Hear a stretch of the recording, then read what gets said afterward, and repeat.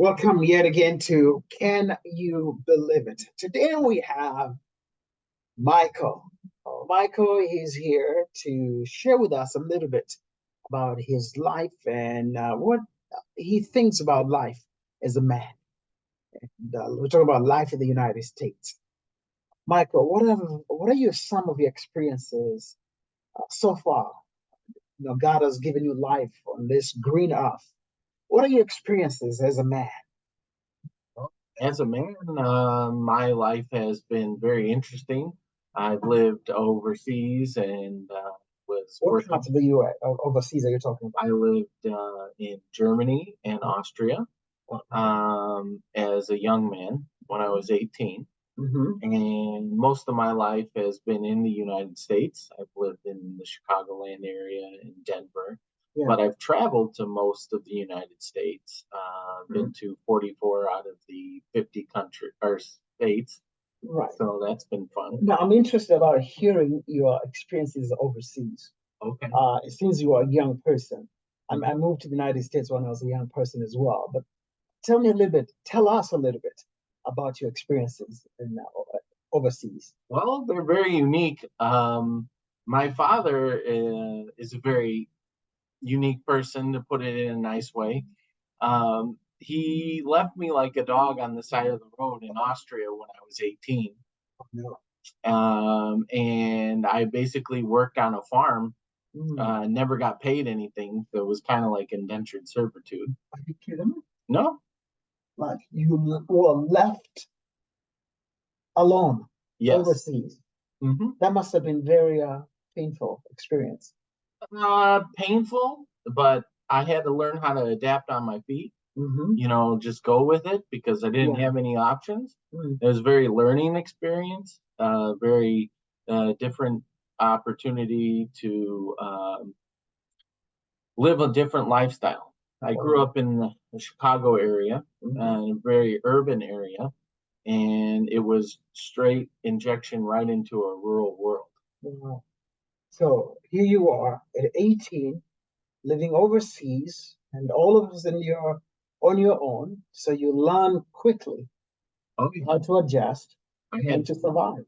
I had 4 years of German in high school, and I wasn't very confident with it. So all I could say is mein Deutsch ist nicht so good, which means my German is not that good. Right. And it was like pick up German right away. Wow. Like you had to pick it up because that's the language they spoke. So at 18, and you find yourself in Germany, and you have to learn quickly how to speak German. Austria. So how did that transition that you find yourself alone? Why did your father kind of just leave you? What was the issue? He traded my services for a bottle of wine. Sorry to laugh, but that sounds like a joke. Are you serious? I am serious, 100%. So he left you there, and are you trying to tell me that your father sold you into slavery? Is that Pretty what you're much. saying? Yeah, we went to his friend's vineyard. He stopped the car, gave me like 800 or 80 shillings. I don't remember what it was. And he said, think toothpaste, not CDs, because I listen to a lot of CDs back then. And I was like, toothpaste, not CDs. I'm like, what am I going to do? And he's like, I don't know. Count how many corks are in each bottle of wine. And I turned and I looked, and next thing I know, he's in the car driving off. And just left you out there. Just left me out there. So what did you do? What did you do to survive? I went inside to find, Martin, who ran the vineyard, and he wasn't there. He was out on a run. So I talked to his mother, and she didn't speak any English, so I had to use my rudimentary German at the time. And they said, "Oh, you're staying here for a while, and Martin's going to be back, and you'll work with his dad and me and everything on the farm." Wow. So sold at slavery at 18 years old. I don't like using that term. Yeah, I like indentured servitude, if anything. Well, so you just left on your own. Yes. Yeah, just to work it your way. And then how did you get out of that eventually?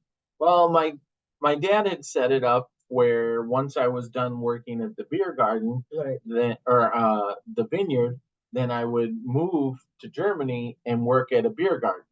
Mm, So he had set up jobs for me along the way. mm. But I was gone, I think, at the start of the summer, so late May, early June, on my own until Oktoberfest started, which is the last week of September in Germany. Wow. And then you move now from, again, you began in Austria, right? Mhm. And then you find yourself in Germany. Mhm. Now, that's a very crucial age for any young man. Mhm. Would you say, what are the things that you learned during that time? That you learned during that time? How to be adaptable to your surroundings, Hmm. work ethic. I worked harder than I ever worked in my life before. Um, German, it became my first language because I was over there for so long. I spoke English with a German accent and forgot my English. Obviously, it's come back to me Mm. since. Um, just, just how to depend. Well, I was in a search mode. I didn't really know what was going on, Mm. so I was a lot of searching. I did a lot of reading on my own. Uh, I did Wow. reading when I had free time, but I wasn't doing free time that much.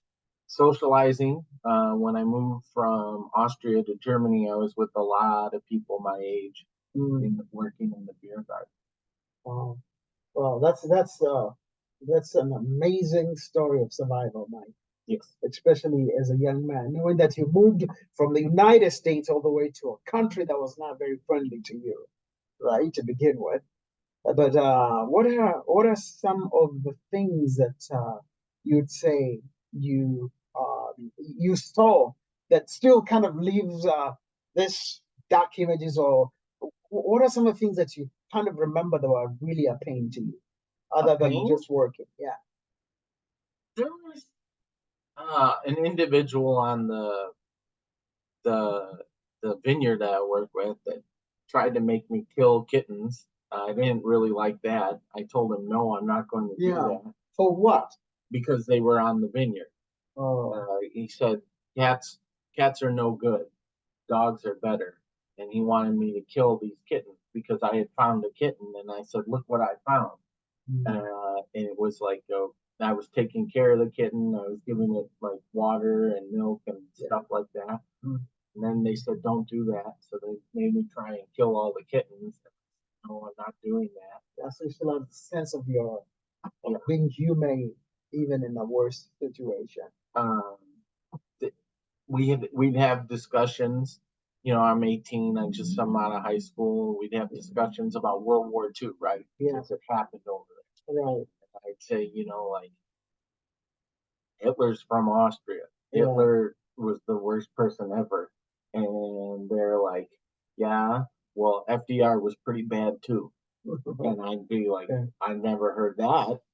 Yeah. And they'd say, like, I'd say Stalin's pretty bad too. We Yeah. were talking about some of the people that have been historically found out to be some of the worst people ever, Yeah. but they would lump FDR in there with that. Mm. That was a different, eye-opening experience to see from a different culture's perspective how Right. they viewed uh, our leaders. And what did God teach you through those moments? Ooh, what did God teach me? Well, to always rely on Him. I wasn't as religious Mhm. as I am now. I wasn't in. I shouldn't even use the term religious. Uh, just as in tune with my spirituality. Mm. I was actually a atheist at that point because I had gone through so much trauma going through the church when I was Mm. growing up, and I felt like I had a free break from it. Mm. I really didn't have my reconciliation with the Lord until I moved back to Illinois Wow. uh, in my 20s. Wow. Wow. That's profound. Now you talk about reconciliation. Now, did your father ever come back for you? or how did you get an exit out of this How tough did I get situation? out of that? Yeah, I moved from Austria. I got basically all I got for my working there yes. was a bottle of wine, which I was able to give to my mom because I got that for her, and a train ticket from Vienna to Munich. Hmm. And from Munich, I worked in a beer garden and lived in an apartment with some of my dad's friends. Like I Wow. was like living in their apartment, Wow. and I learned that you're guilty till proven innocent in Right. Germany, Uh-huh. that which is very different than here. The police tried to arrest me for stealing bikes, and I never stole a bike. I would just fit the description as someone that looks like whoever was stealing bikes, Yeah.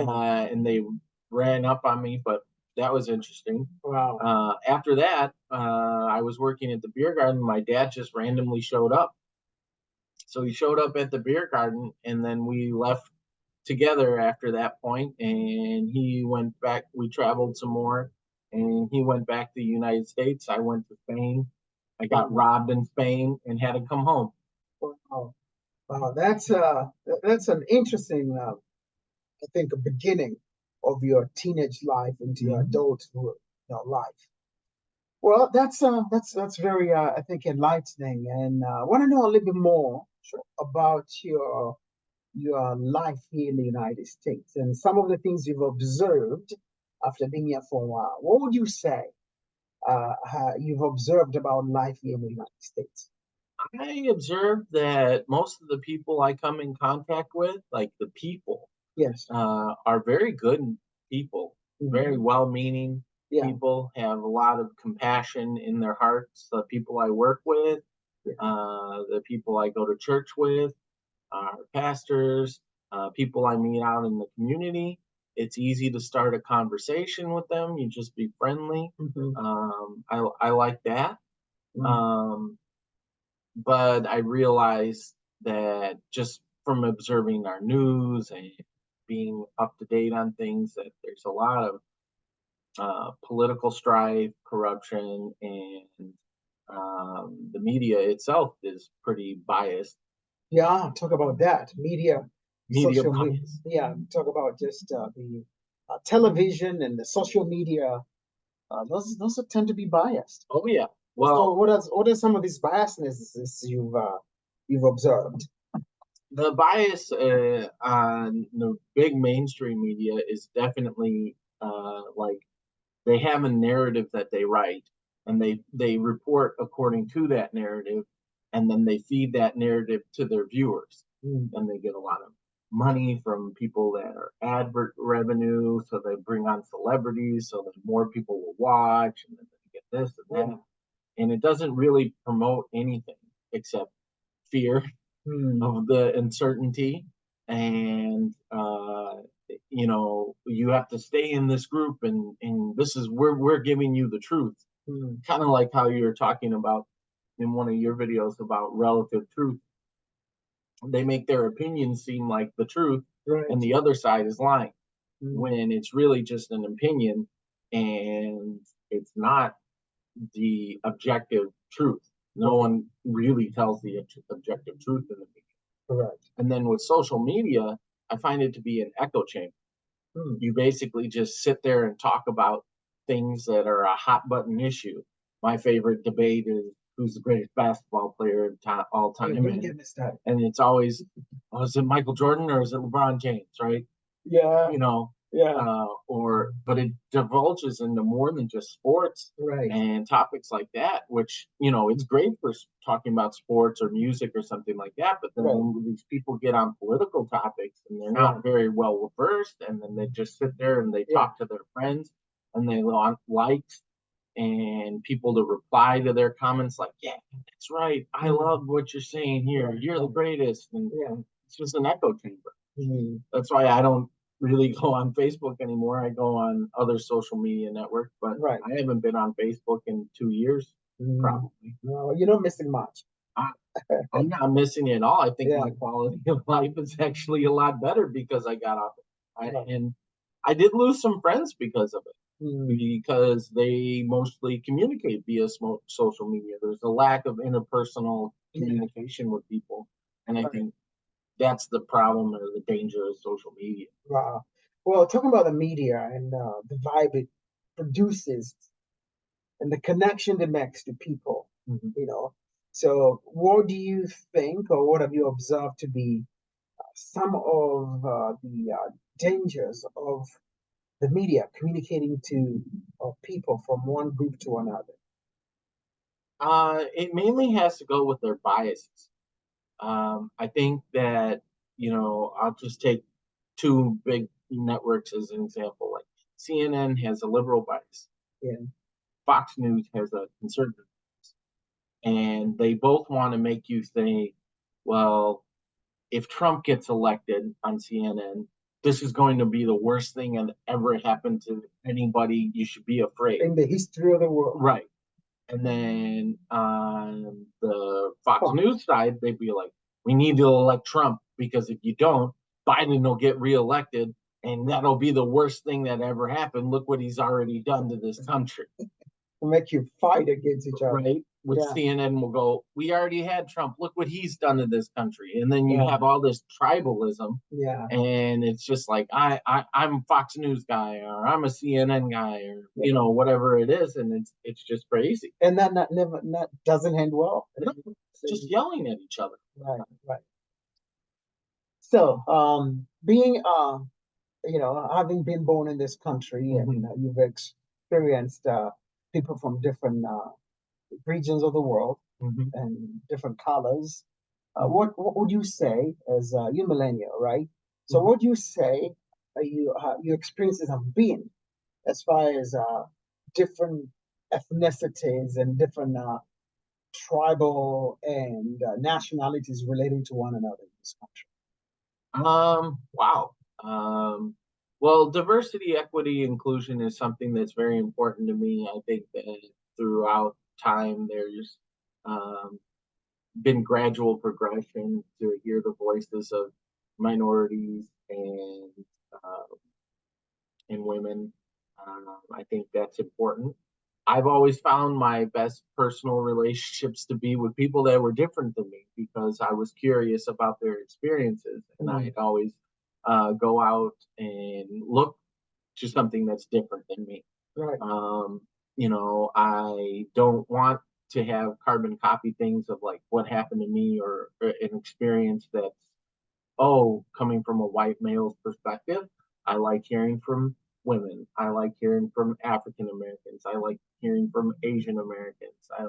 And even ones that aren't born in this country, Mm, and that's even cooler to me because I like learning about their experiences coming from another culture wow. because I've been so inundated with a United States culture for so long.